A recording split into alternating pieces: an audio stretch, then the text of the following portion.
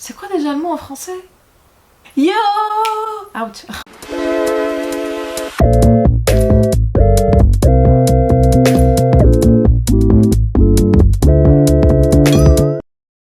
Yo!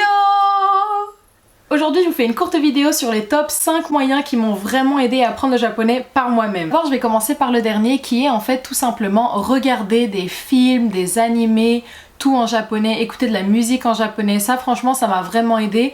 Un truc qui m'a vraiment aidé en fait à bien comprendre, à avoir une compréhension du japonais beaucoup plus élevée que ce que j'ai eu en fait à l'université, c'est de regarder des téléréalités. Oui, j'ai regardé en fait pas mal de téléréalités sur Netflix ou même sur YouTube, il y en a pas mal.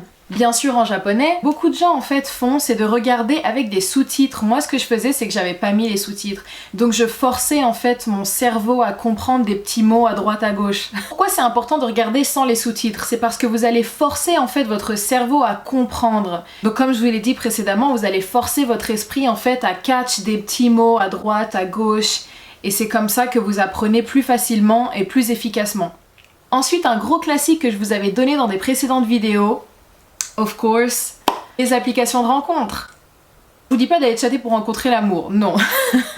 En fait, il y a des applications qui existent pour des échanges linguistiques. Par exemple, HelloTalk. Alors HelloTalk, c'est une application qui est assez facile en fait à utiliser et il y a pas mal de gens dessus puisque tout le monde va voilà pour rencontrer des amis ou amis ou seulement pour apprendre une langue. Normalement cette application c'est vraiment pour apprendre une nouvelle langue, donc pour avoir en fait des correspondants à l'étranger. Par exemple si vous apprenez l'anglais, bah, vous pouvez chatter avec quelqu'un qui est aux États-Unis et puis avoir un direct contact en anglais avec cette personne.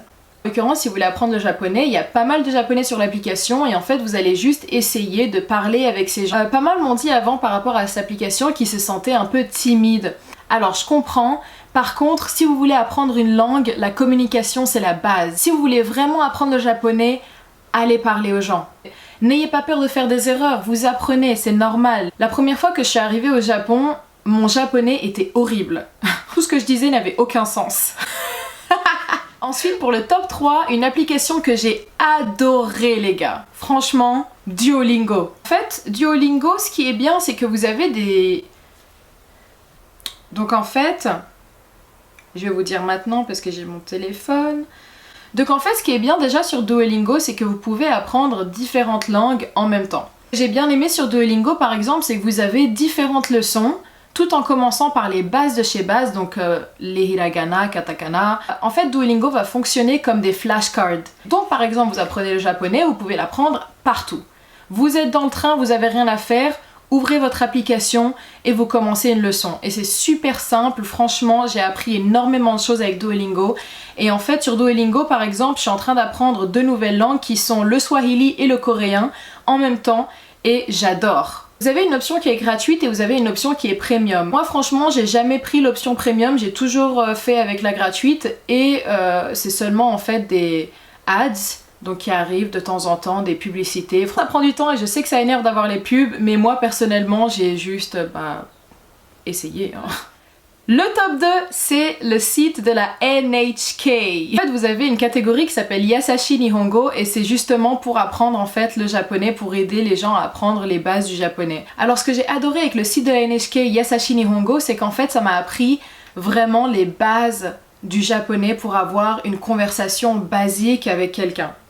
Alors quand vous arrivez sur le site, en fait c'est en japonais, mais plus bas vous pouvez changer la langue comme je vous le montre ici. Donc par exemple je vais mettre français, et là vous avez en fait le site en français, et vous pouvez par exemple choisir une leçon, et avoir des leçons en fait sur des situations au Japon par exemple, je sais pas, vous allez au restaurant et comment commander une boisson. Vous avez l'écriture, le vocabulaire, des exercices, enfin voilà, vous aurez compris que la NHK Yasashi Nihongo est un bon site pour commencer à apprendre le japonais. Ensuite, le top du top qui va toujours rester un classique pour moi pour apprendre le japonais, c'est le défi d'Erin. Tant le défi d'Erin c'était en français, ensuite ils ont changé le site en fait, et maintenant c'est en anglais, donc maintenant...